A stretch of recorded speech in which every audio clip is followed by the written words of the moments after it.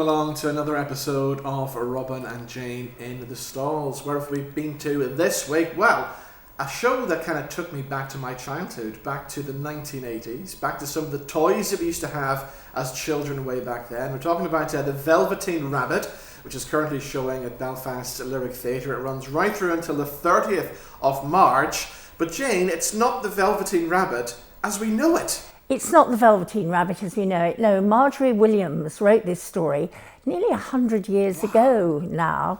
And it was a great bestseller, made her fame and fortune, but it was much darker. It was about this little boy who had these toys, and it's about really notions of reality, what's real, what isn't real. And the Velveteen Rabbit desperately wants to become real, even though he fears it may hurt somewhat. And it's all about the story of how he does become real. And the first stage is, if you're really loved, you become real. Now, the wee man, as he's become, because as you said, it's in the 80s and it's set now in Northern Ireland in Jan Carson's version. This is very interesting because he does love the rabbit, but first he loves Sleepy Teddy, you know, that's his preferred toy. And he exercises a kind of benign despotism over his toys, now one, now another. And it moves on, and then we have something that's much darker in the story, which is when the child develops scarlet fever and the toys are all shock horror burnt on a bonfire, which wouldn't go down so well definitely here, not, I don't think. No, definitely not. But here he gets a bug, which is contagious. They might go to the dump or the DUMP. They don't want to actually say it, which is quite sweet. Or they might simply go to the washing machine and then they probably shrink. But they wouldn't in any sense become real. But there is a thing called nursery magic. Now that was strange because you thought in the 80s you didn't really have nurseries, did you? No. So that kind of sits slightly ill with going back to the 80s. But the nursery magic fairy, who was amazing. Now, Rosie Barry, she was not only the fairy, she was perhaps the most dynamic toy, Robbo the robot. Definitely, with a slight Jackie Fullerton voice. With a slight Jackie Fullerton voice, yes, exactly, you've got it. And the magic fairy, the nursery magic fairy, dances around, waves her magic wand, tells him that it won't hurt and it'll be worthwhile when he can frolic with the real bunny rabbits. And indeed, he does find rabbithood quite enjoyable when he gets there. And he gets there at the end and he says goodbye to the little boy. There is music, we must mention, by Duke Special. There are some amazing songs.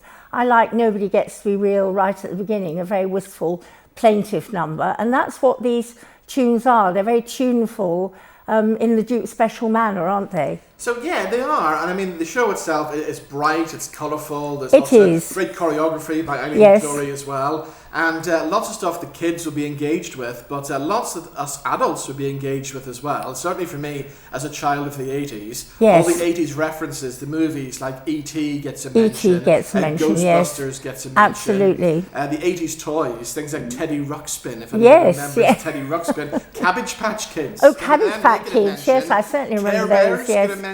Yes, they do. But when I was wee man's age, it was Star Wars toys for me. You wanted, Ted. Where was the Star Wars toys? Yes, we should have had. We should have had the Star Wars, definitely. We should have had a bit more tech, I think. And Game Boy came in, but that wasn't around till a little bit later. I don't think that was maybe 1990. Yes, that was maybe a tad anachronistic. But I think it has charm. It definitely has charm, and I think the younger members of the audience definitely enjoyed it. You know, they were pretty quiet throughout. I wonder, do kids still have Jack-in-the-Boxes these days? I don't think they do. And the Jack-in-the-Box, he coarsened things up nicely, didn't he? He did. But we have to mention the Velveteen Rabbit, Jack Watson. Yes. Did you think he was good? I thought he was great as the rabbit as well. He was great, and as the rabbit. I want to mention the dancing bunnies as well, which Alison Harding, she was one of the dancing bunnies. She was. She was also the space hopper. She was. And she was also the horse. And she was the skin horse, she was. She was brilliant in all three, brilliant I agree. Characteristics in all of them. Yes. And I have to say the frolicking bunnies, I think, were my favourites. Yes, they were the favourites. But they were slightly longer at the beginning. There were moments when you thought, what is going to happen next? After we'd been introduced to the toys and we got the storyline, there were slight pauses, I think, in the action. Would you have liked a darker ending? Yes, I would have liked a darker ending. Yes.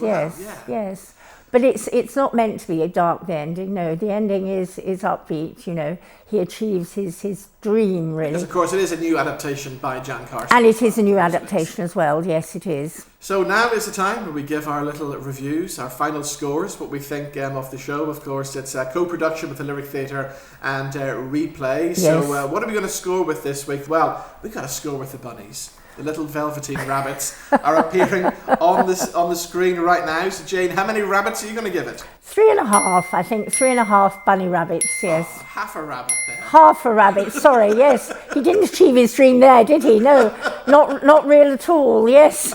Obviously had been for dump. Yeah, well, I was starting off with giving it 2 little rabbits. Yes. And then just because of Rosie Barry's performance as Robbo the robot. Absolutely. And then coming back as a fairy and Yes. doing a big song and dance number, Yes, which she is amazing did. as well. It was I'm amazing. going to go for 3 little rabbits as well. Brilliant. So there we go. So you can catch the Velveteen Rabbit at the Lyric. It runs right through until the 30th of March. And we'll see you back in the stalls sometime very soon.